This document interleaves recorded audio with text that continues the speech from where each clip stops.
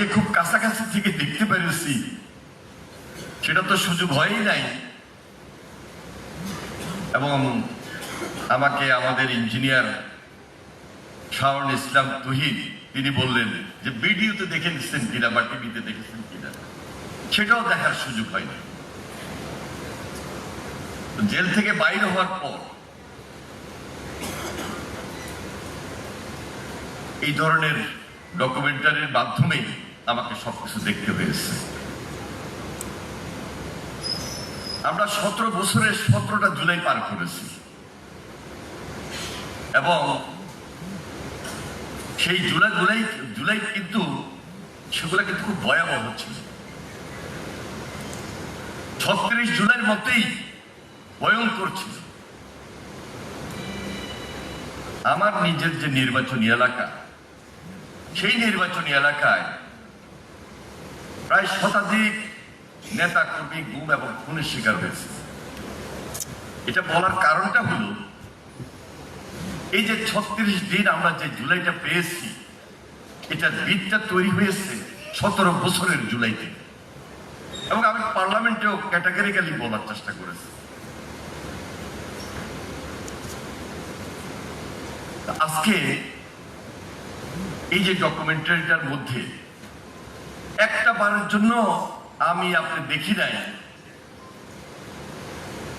যে আমরা বিএনপি যারা করি,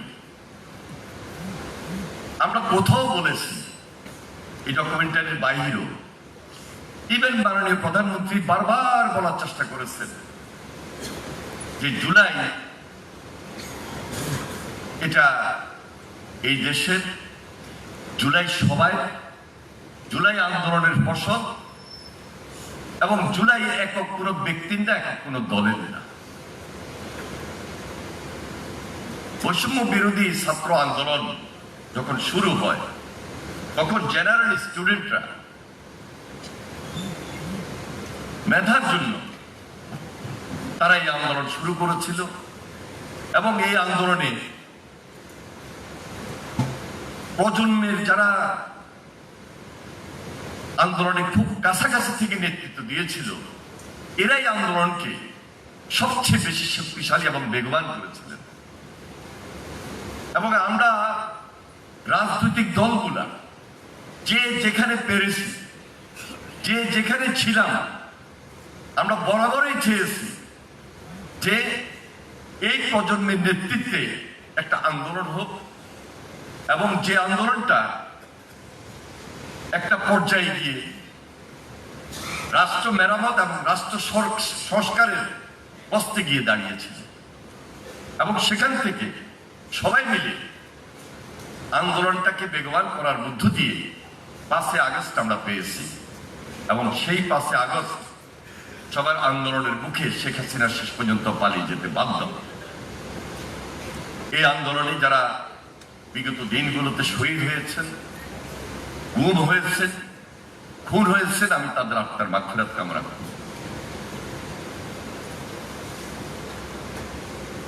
আপনাদের মনে আছে 5 তারিখের পর আমাদের মাননীয় প্রধানমন্ত্রী তিনি ভিডিও বার্তা দিয়েছিলেন 5 তারিখ রাতেই। তখন আমরা জেলে ছিলাম এবং ঢাকাতে একটা বিএনপি অফিসের সামনে, সম্ভবত সেটা 7 তারিখে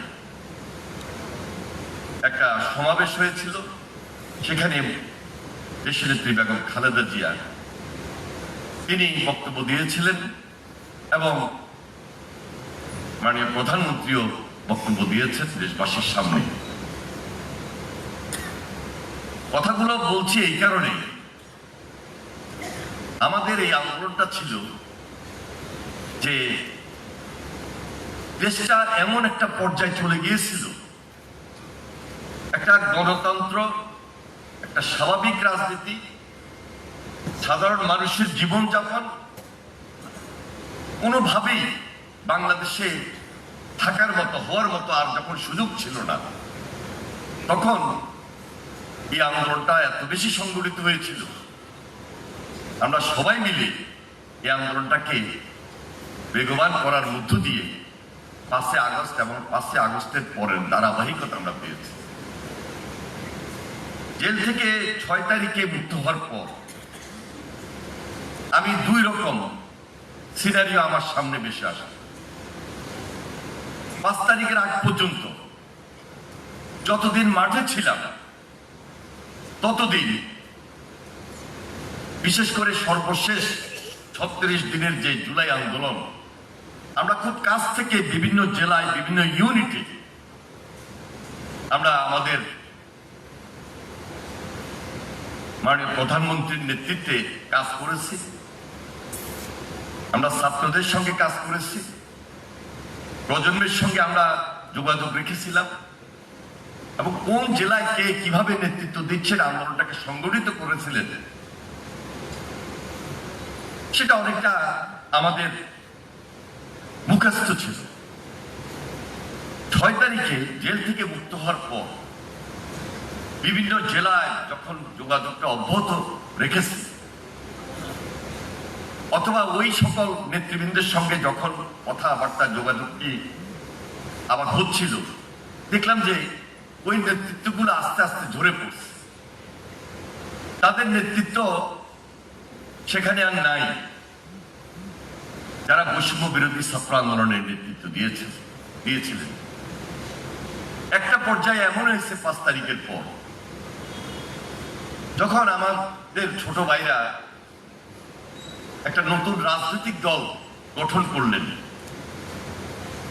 তখন ওই বৈষম্য বিরোধী ছাত্র আন্দোলনের নেতৃত্ব থেকে আস্তে আস্তে বাদ পড়া শুরু হলো।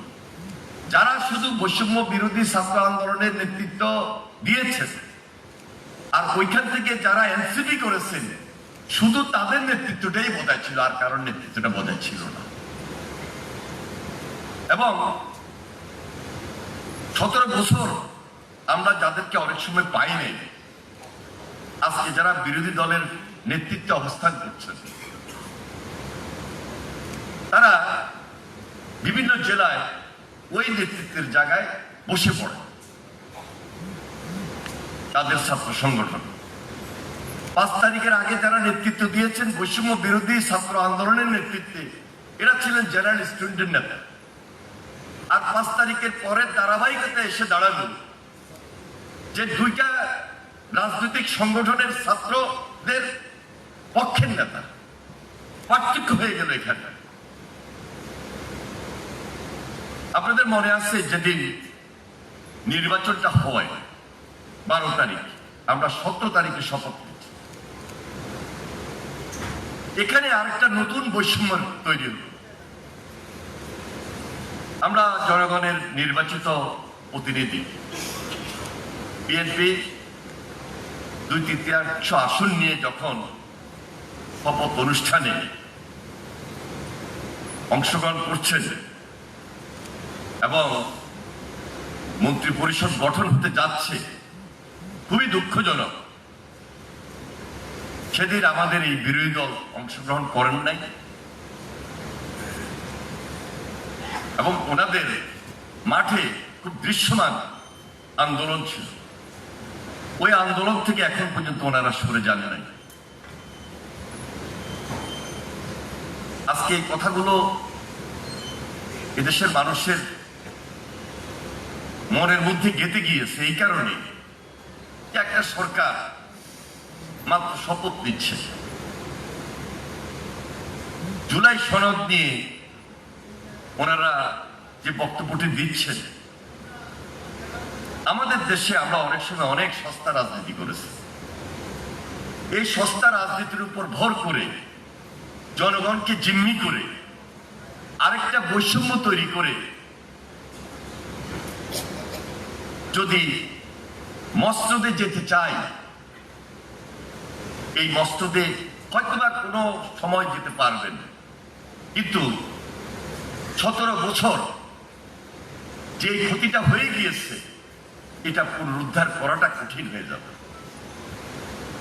এই জন্য আজকে যারা বিরোধী দলে আছেন, আমরা বারবার তাদেরকে বলছি, এখনো সময় আছে, শুভ বুদ্ধির উদয় হওয়া প্রয়োজন। এই কারণে যে কথাগুলো বারবার আপনারা তুলে ধরার চেষ্টা করছেন পার্লামেন্টে, সেই কথাগুলো কিন্তু পার্লামেন্টে আলোচনা হচ্ছে, নিষ্পত্তি হচ্ছে, কিন্তু পার্লামেন্টের কথা আর পার্লামেন্টের বাহিরের কথার মধ্যে, পার্লামেন্টের প্রোগ্রাম আর বাইরের প্রোগ্রামের মধ্যে অনেক তফাৎ আমরা লক্ষ্য করছি আপনাদের মধ্যে। এবং এমন এমন অশ্লীল, অশালীন, শিষ্টাচার বহির্ভূত, যেটা রাজনৈতিক ভাষায় প্রকাশ করা হয় না, যায় না, সেটিও আপনাদের কেউ কেউ আপনারা মাননীয় প্রধানমন্ত্রীকে টার্গেট করে, প্রধানমন্ত্রীর পরিবারকে টার্গেট করে এবং বিএনপিকে কোণঠাসা করার জন্য এই বক্তব্যগুলো দিয়ে যাচ্ছে। সুযোগটা কে নিচ্ছে? আজকে যে ফ্যাসিস্ট বিতাড়িত হয়েছে, যে ফ্যাসিস্ট পালিয়ে গিয়েছে, তিনি আগ্রহ প্রকাশ করছেন যে আমি বাংলাদেশে আসব। ওনার খুব ইচ্ছা বাংলাদেশে আসার। আর এই আগ্রহ এবং ইচ্ছাটা যদি বলি, এই যে জুলাইকে বিভাজন এবং বিমুক্তির মধ্য দিয়ে তৈরি করে দেওয়া হয়, এর জন্য দায় কার আসবে? বিরোধী দলের কি কোনো দায় থাকবে না? কোনো দায় হবে না? এখনো আমি মনে করি সময় আছে যথেষ্ট। মাননীয় প্রধানমন্ত্রী আপনার বাসায় গিয়েছেন, বিরোধী দলের নেতার বাসায় গিয়েছেন, বিরোধী দলীয় নেতৃবৃন্দের বাসায় গিয়েছেন এবং ডে ওয়ান থেকে তিনি তার যে আন্তরিকতা নিয়ে সবাইকে একত্রিতভাবে কাজ করার জন্য কাজ করছেন, এটা কিন্তু দেশের মানুষের কাছে খুব দৃশ্যমান। আর 1 মাস, 2 মাস, 3 মাস, 4 মাস, 5 মাসের মাথায় নির্বাচিত হওয়ার সঙ্গে সঙ্গে সব কাজগুলো আমরা করে ফেলতে পারবো এবং একটা ধ্বংসস্তূপের মধ্যে থেকে এই কাজগুলোকে আমরা পরিচালনা করতে পারবো, এটা কোনো সরকারের পক্ষেই সম্ভব নয়। কিন্তু প্রত্যেকটা ডিপার্টমেন্টে মাননীয় প্রধানমন্ত্রী জনাব তারেক রহমান যে আদলে সবার সঙ্গে তিনি কাজ করছেন, ইভেন বিরোধী দলের পরামর্শ পর্যন্ত নিচ্ছেন। কিন্তু আমরা আজকে পার্লামেন্টের ভিতরে এবং পার্লামেন্টের বাহিরে ওনাদের যে উচ্চারণ দেখতে পাই, যে হুঙ্কার দেখতে পাই এবং 5 মাস যেতে না যেতেই এক দফার আন্দোলনের কথা সুদ দেন, স্বাভাবিক কারণেই আমি সেদিন জাহাঙ্গীরনগর বিশ্ববিদ্যালয়ে গিয়েছিলাম। এটা ভালো পরিবেশ পেয়েছি। এখানে জাহাঙ্গীরনগর বিশ্ববিদ্যালয়ের অধ্যাপক গোলাম রাব্বানী সাহেব রয়েছেন, যার আন্দোলন সংগ্রামে যথেষ্ট ভূমিকা ছিল। এই যে আমাদের আবিদ, সে ছাত্র রাজনীতি করে, তার যে ভূমিকা ছিল, আমি তাদেরকে আন্তরিকভাবে মোবারকবাদ জানাই, ধন্যবাদ জানাই। এখানে মঞ্চে আমাদের প্রতিমন্ত্রী হাবিবুর রশিদ, আমরা একসঙ্গে ছাত্রদল করেছি, সংগ্রাম করেছি, এখন থেকে না, এরশাদ বিরোধী আন্দোলন। এই মঞ্চে অনেকেই উপস্থিত আছেন যারা আমাদের খুব সমসাময়িক। আমার সামনে আপনারা যারা আছেন, যারা এখানে ম্যাক্সিমাম ইঞ্জিনিয়ার, আমরা অনেকেই খুব কাছ থেকে পেয়েছি। এক একজন এক এক জায়গায় আমরা আমাদের কাজগুলা করে যাচ্ছি। একটা দেশ গড়তে হলে সবার প্রয়োজন, সবার আন্তরিকতা প্রয়োজন। আমাদের এই 5 মাসে আমরা সব করে ফেলেছি, করে ফেলতে পারবো। আর এই 5 মাসেই এখনই আন্দোলনের সুদ দিবেন, এটা সম্পূর্ণভাবে বেমানা। আর এই বেমানানের সুযোগে আজকে ফ্যাসিস্ট যে হুঙ্কার দিচ্ছে, যে কথা বলার চেষ্টা করছে, যদিও বাস্তবতার সহিত কোনো মিল নাই। এত অপকর্ম, এত অত্যাচার, এত নির্যাতন, এত গুম, এত খুন, সবকিছুর দায় নিয়েই হাসিনার বিচার এই দেশে হতে হবে। এই বিচার আজকে শুধু আমার ডিমান্ড না, এই বিচার আজকে দেশবাসীর ডিমান্ড। ফ্যাসিস্টের বিচার ছাড়া বাংলাদেশের মানুষ, আমাদের মতো আমরা যারা রাজনীতি করি, রাজনৈতিক দায়িত্বে রয়েছে, আমাদেরকেও কিন্তু ক্ষমা করবে না। সুতরাং এই ব্যাপারে আমরা খুব বেশি কনসার্ন। সবার এখানে অংশগ্রহণ খুব বেশি প্রয়োজন। বরং বিরোধী দলের পার্লামেন্টে যে দৃশ্যমান বক্তব্য, যে দৃশ্যমান দায়িত্ব, যে দায়িত্বটুকু ফিল্ডে তারা নিয়ে যাবেন। আমিও বিরোধী দলের এমপি হিসাবে 2008 থেকে 13 পর্যন্ত ছিলাম। আমরা 29 জন সংসদ সদস্য দেশনেত্রী বেগম খালেদা জিয়ার নেতৃত্বে তখন এই ফ্যাসিস্টের মোকাবিলা করেছি পার্লামেন্টে বসে। বিরোধী দলের পার্লামেন্টে বিরোধী দলের ভূমিকা খুব দৃশ্যমান হতে হয়, খুব দায়িত্বশীল হতে হয়। কিন্তু ওনারা যে স্টাইলে আজকে বিরোধী দলের আসনে আছেন, ওনারা যদি ভাবেন যে হাসিনা যে ফ্যাসিস্ট হিসাবে দায়িত্ব পরিচালনা করেছিল 17 বছর এবং তার কাউন্টার দিয়ে ওনারা মাঠে থাকবেন, মাঠে লড়বেন, এটা সম্পূর্ণ দুরাশা হবে। বিএনপি গণমানুষের দল, দেশনেত্রী বেগম খালেদা জিয়ার নেতৃত্বে আমরা লড়াই করতে করতে এখানে এসেছি।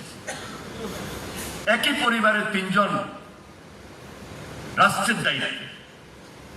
প্রেসিডেন্ট জিয়া স্বাধীনতার পর 72, 73, 74কে মোকাবেলা করেই তিনি পরবর্তীতে দেশ শাসন করে